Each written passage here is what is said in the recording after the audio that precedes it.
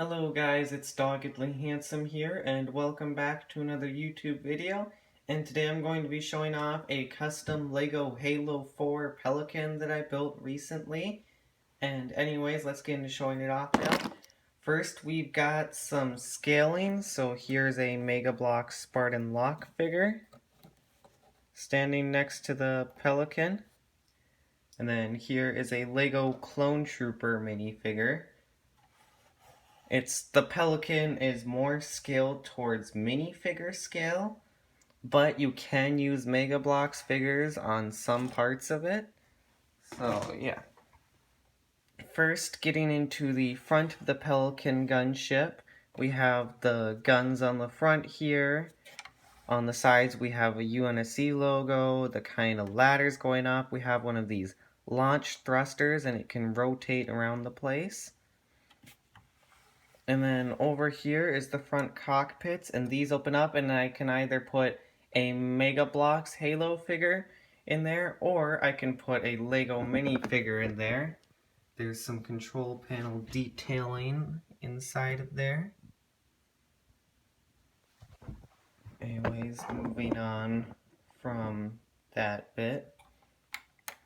This thing is really sturdy, so I can just grab it by the front and pick it up here, and nothing's gonna warp or break off or anything like that. And I think it's extra surprising how structurally sound this thing is, once you realize that this bit here is only held on by 4 studs. So I can just pop this off, and there's only 4 studs keeping that on.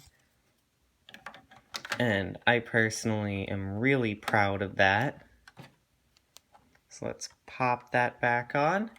Anyways, moving on to this middle section here, we have some weapon racks down in here, another launch thruster. The wings, we have these bits underneath here, these gigantic yellow colored engines, tinier engines up here. And then up on the top, we have another UNSC logo. Here is some sort of laser cannon on the top of the Pelican. I don't know what the actual name for it is. More of the wings. The other side is just the same, but with different weapons stored there. All this detailing back here, there's more of this. I just left this behind Space Hollow, but you can't really see into there too well normally. So I think that's perfectly fine. And then moving on to this back gigantic wing sort of section of the build. We have this that rounds out here, and we have these little baby wings, whatever the heck these things are supposed to be on the Pelican. And then we have the back sort of, I don't know what these are, engines, whatever. And then these bits can come straight out like this on this assembly, which allows me to get a huge range of motion with them. So I can get any position I want with these, which is super awesome. And then there's a bunch of stuff going on underneath here. We have some landing gear. And then I can fold this up and have it go up. As you can see, I've also managed the balancing of this build quite well for the most part. So that goes up. I can flip it back down. And now moving off to showing off the back interior here. And I can actually touch a Warthog over here, so I'll be showing that off too. Okay, here we are at the back door of the Pelican, and this I'm really proud of the mechanism because it just looks really cool when it opens. So the door comes out like this, and then it just slides into these hooks here, which are related to the Warthog system, and then the door is opened, and obviously you're not going to be able to reach your fingers in there. So what I did for that is you can just simply slide out the floor of the interior there. And then this thing can seat up to 4 minifigures. I can't get any Mega Bloks Halo figures to stand in there because of the door not having enough clearance there. There's the interior, kind of hard to see in the dark, but there isn't really much detailing going on in there. Let me turn on a light so you can kind of see some of the mechanisms going on in there. Okay, so in the back here, as you can see, there's a sort of little lip there where there's a hollow space near the floor. It's kind of hard to see. And what that does is there's a thing above it that stops the floor when I slide it in there from wobbling around and just kind of secures it in there. Probably can't see it, but it's there. There's also tiles that the floor slides on. And anyways, let's put this back in here. Also, I can just pick this thing up by the back here when doing all this and nothing breaks off, so that's pretty nice. Anyways, moving on to attaching the Warthog. Okay, real quick, here is the Warthog build itself. Looking pretty good. This only seats minifigures, got some control panels in there, and various different things, a wheel, this antenna here on the Warthog. It's based on the 343 design from Halo 4 and 5, which is why you got the bars on the front here. And we've got the back of the thing. And here's the Gauss turret, which can swivel around. And then in order to attach it to the back of the pelican, I first flip down the antenna. And then this entire Gauss turret assembly has to fold up like this. And then what I do is there's these clips here. So I hold this. And then I kind of slot the clips in there. It's a little bit difficult to do.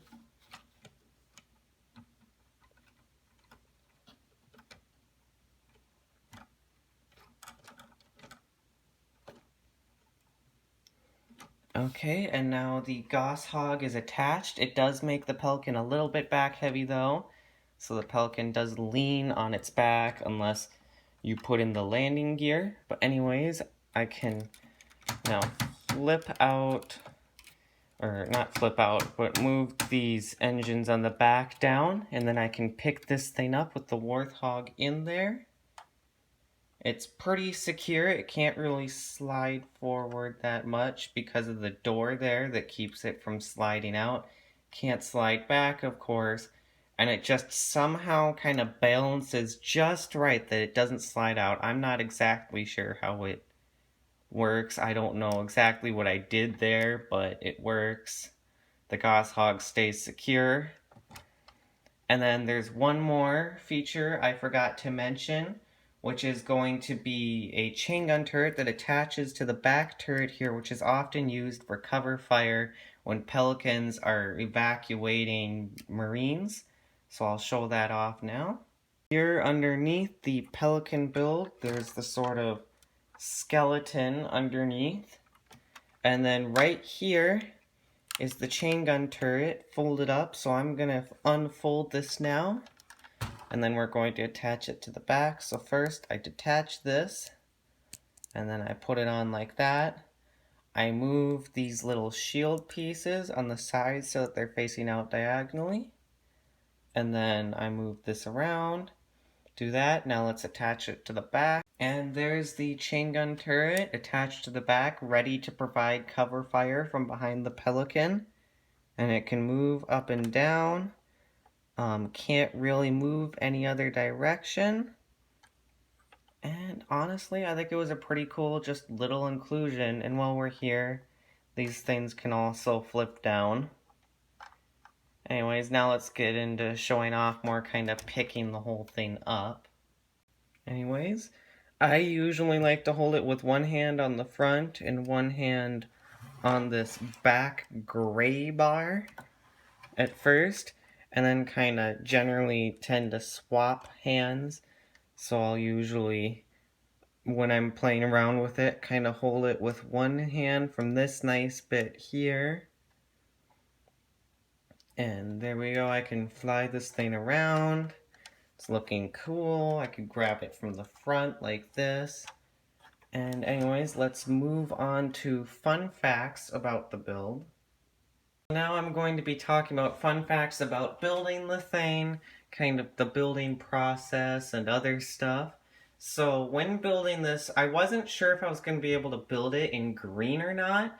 I've only ever seen gray Lego Pelican builds on YouTube.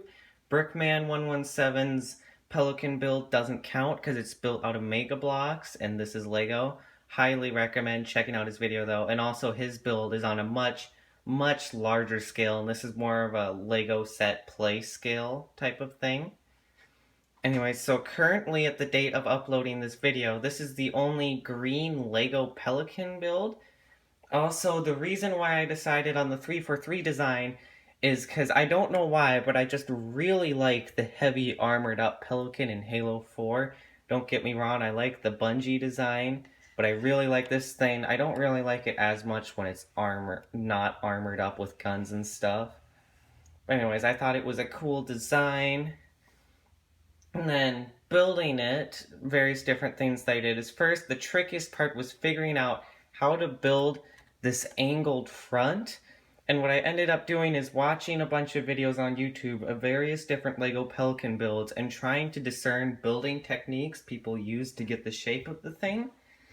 And so originally what I was doing was trying to use sloped panel pieces here, and then what I ended up doing was using bricks and then sloped brick pieces going up here, and then to make this thing not look so thin, I bulked it up with tiles built up on the sides. And there was that. And then also these cockpits were a bit tricky because I wanted to figure out how to seal them off without too many big holes, so I used these black pieces here. So as you can see, these are angled just right to kind of catch the front of the cockpit there. We'll see, I'm kind of trying to do that. There's a lot of that sort of cockpit catching angles sort of going on over this area that make it look really nice and flush at the top. And then other building stuff I did is these wings, these two pieces are completely detached. They are not attached at all. So this sort of upper tile bit here is actually connected to this middle section, but it is not connected anywhere on these big engines, which is why the wings can't rotate at all. And so as you can see, I can kind of pull that up a little. It's pretty sturdy though, so it doesn't snap off easily. Surprisingly, these don't fall off from the sheer weight, and that's because I tried to get it as hollow in there as I could to make it so that there wouldn't be too much weight on the wings. And then the skeleton of this build, I think, also accounts for the sturdiness of being able to grab it from the front. Unlike previous Lego builds where I've made a sort of exoskeleton out of Technic Lego pieces on the interior, this one I integrated the skeleton into the build more itself. So for example, this bit here doesn't have an exoskeleton at all. What I instead did is link the bricks together. So like this middle bit here, there's just a wall going straight down in the middle here, and then these bits are on top there. And to make it so that the wall wouldn't pop out when I open up the interior stuff, I just integrated the wall to being built into here on the sides. And then with the actual skeleton, most of the skeleton is on the underside of the build right here. So as you can see, there's a bunch of skeleton going on here. And then with this bit, it mostly just sits on top of that skeleton there.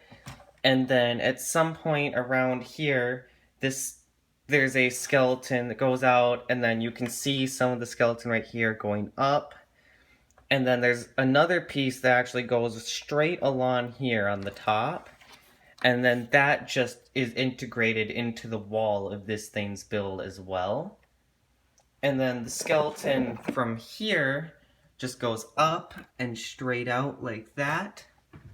And then you can see some of the skeleton poking out here that I've cleverly hidden in the Lego build, so it's not really that noticeable. And then these pieces are, of course, on these, I don't know what to call them, but they're like these angled joint pieces. So these are just on joints sitting there. And then I kind of built up the tiles sloping up. You can see kind of a disconnection point in this crack here where it kind of swapped what was going on there. And then maybe we can get a better shot of the skeleton going along here. There's the landing and not landing, the attachment equipment for the Warthog. Originally, I just kind of put in those bits right there that stick out, but not that bit where the blue area is, because I wasn't sure if I was going to put a Warthog attaching mechanism, but I was making sure just in case I could do that. The UNSC logos here, I was pretty proud of how they turned out, because I really wanted to figure out a small scale sort of thing that would fit on there and you could tell what it is. So I did this sort of L-shaped piece, and then I have that like the eagle wings, and then this stud would be the earth or whatever, because the actual UNSC logo has a eagle or whatever standing on top of earth or something like that with the UNSC logo on the bottom. And so there's that. Then there's these tiles here, which are just little tiny engines. I can take those off. Anyways, I think that looks quite cool. I already mentioned this earlier, but this piece is just kind of sitting on there on these 4 studs and somehow is really secure. I don't know exactly how all that works, but I just think it's really cool.